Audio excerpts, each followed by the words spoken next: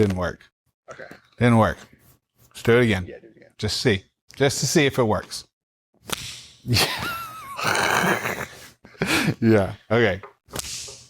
No, it's just not going to happen. And what's going to happen is you're then going to react and pull the gun back probably, or start shooting me. Yeah, that's what's going to happen. What's up, guys? Welcome back to the channel. Today, I want to talk about, I recently did a video of kind of a self-defense situation at a pool where a guy pulls a gun on another guy at a pool. I broke down the video, but there were some people that asked what I would actually do in that specific scenario if somebody was that close to me and pulled out a gun, you know, in a threatening manner. So we're going to cover that today. This is one way. I think it's the best way, which is why I teach it when I teach these classes, but it is a way. It is not the only way. I will say, just be careful. There's a lot of gun takeaway fancy videos on the internet, and most of them are BS, honestly, especially the ones where, you know, they just like grab the gun and it just magically comes away as if this guy has no grip strength whatsoever. So it's just not, reality.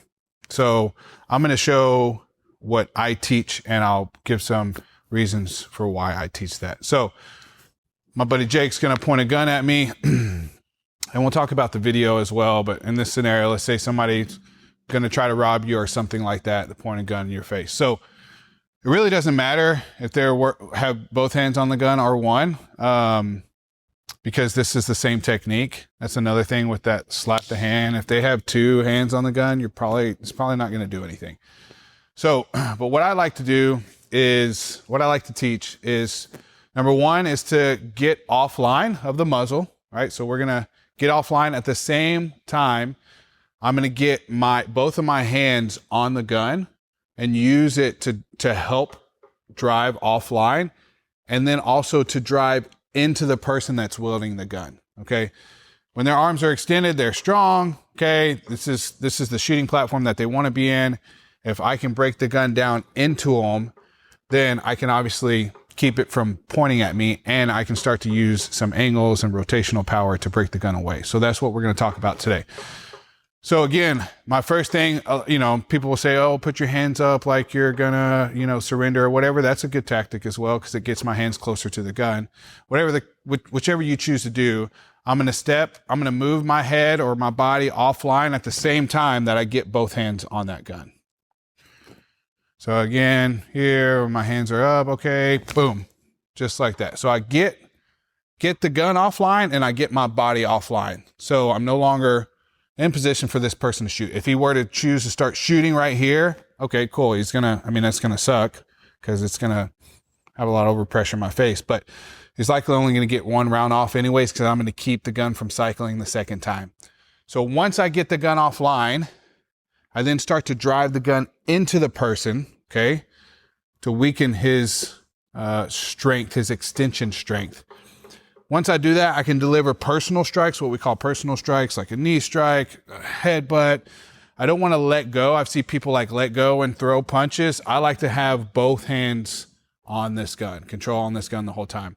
What I do like to use is rotational power. So I start to twist and turn, which puts pressure on the weak parts of his hands, and it can help to start to break the grip off. It can obviously drive the gun into him. If he's got his finger on the trigger, you know, you can guess what might happen there.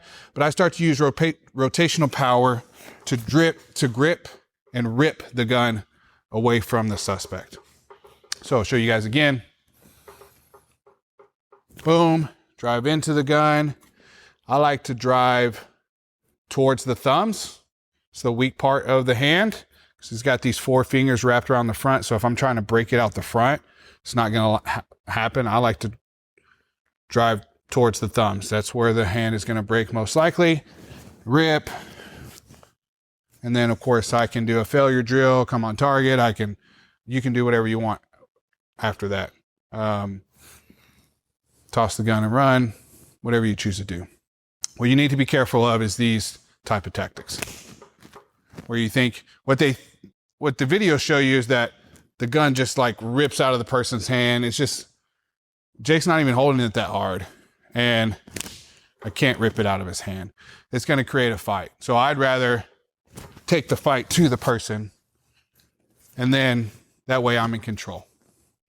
So in the video, when do you do that? In the video, this guy takes the gun out of a backpack, and he's got it just kind of like this. And he's really just kind of like cocky, showing the other guy the gun. So I talk about this a lot. There's like a decisive moment when you have to choose in a self-defense scenario on if you're going to take action or not. The longer that a self-defense scenario like this plays out, the more likely it is that it's going to become more violent. So me personally, as soon as that gun clears that backpack, I'm going to try to grab it. Okay, now you got to be thinking pretty quick and be on your toes. So even if there's a delay, it comes out and you're like, oh my gosh, there's a gun, and then grab it, then that's an option as well. What you don't want to do is, in the video, the guy like continues to talk trash to the dude as the dude pulls the gun out. And then he kind of turns his back, which again, I don't really like the idea of turning my back to somebody that just has a gun. I'm not saying don't do it. I'm not saying that you have to engage with somebody who has a gun.